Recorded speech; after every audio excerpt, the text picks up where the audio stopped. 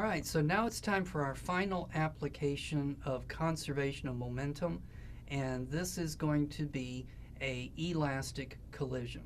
So we're going to start off with two objects. They're going to come together, they're going to bounce off of each other, and so we're going to have the initial momentum and then the final momentum after they bounce off of each other. And so an example of this might be, when you're playing pool and you have two balls that bump into each other and then they bounce off of each other. So that's an example of it. So let's go back to our simulation, and this time we want to do the elastic collision. And so we're going to have the two objects are initially going to be separated, and we can adjust their masses and we can also adjust their speeds, but let's go ahead and keep it this way. No, let's change this a little bit.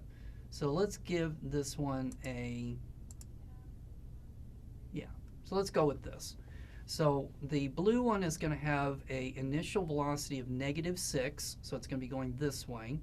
The red one's going to have an initial velocity of 4, and it's going to be going this way. They're going to collide, they're going to bounce off of each other. So let's hit the go button and see what happens. Okay, so one thing that you got to be careful about this simulation is, did you see what it did to the negative sign on that red car?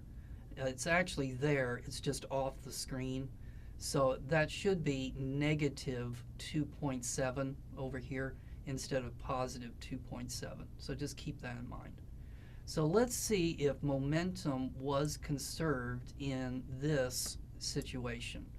So we're going to say that the initial momentum has got to equal the final momentum. All right, what was the initial momentum? So it would have been the momentum of the red car plus the momentum of the blue car has to equal the momentum of the red car plus the momentum of the blue car.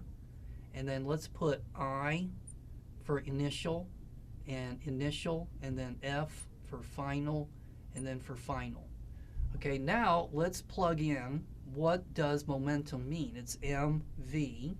So this is going to be the mass of the red car times the velocity of the red car initially plus the mass of the blue car, the velocity of the blue car initially, and then that's going to be equal to the mass of the red car, the velocity of the red car final, plus the mass of the blue car times the velocity of the blue car final.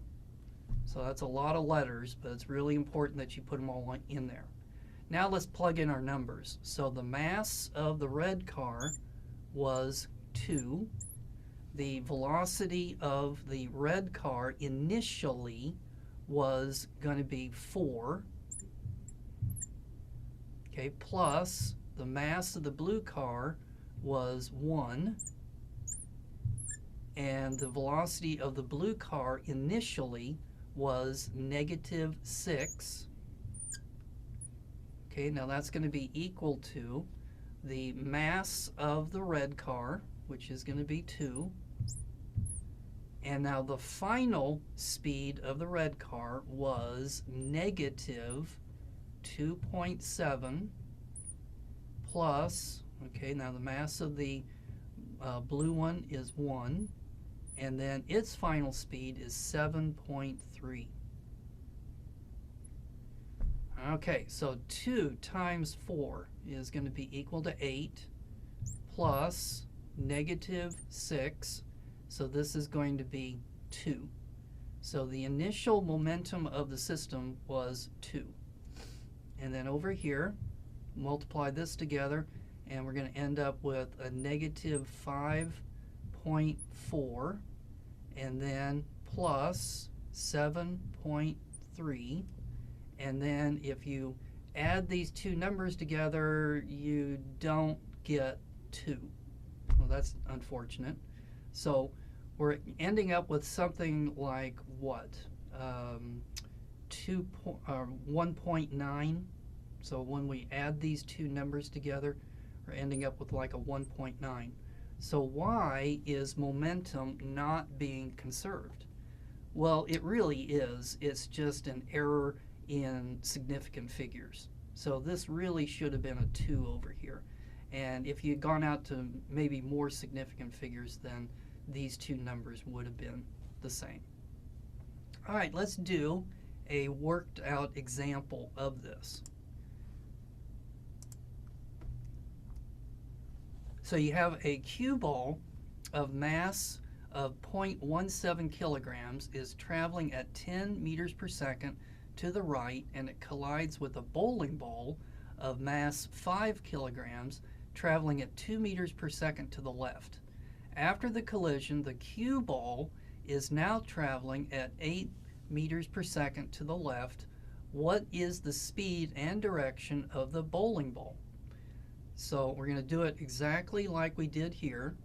So we're going to say that the mass of the cue ball is going to be 0.17 times its speed of 10 plus the mass of the bowling ball, 5, times its speed, -2, because it's going to the left. And then after the collision, the cue ball has a speed of -8, and so we need to solve it for the velocity of the bowling ball. And so when we do that, we get -1.4 meters per second, and the negative sign means it's going to the left. So the bowling ball was initially going in this direction, and then after the collision, it keeps going in that direction because it was so massive. So this is an example of conservation of momentum. All right, in our next segment, though, we want to talk about conservation of momentum in 2 dimensions. So I'll see you in just a moment.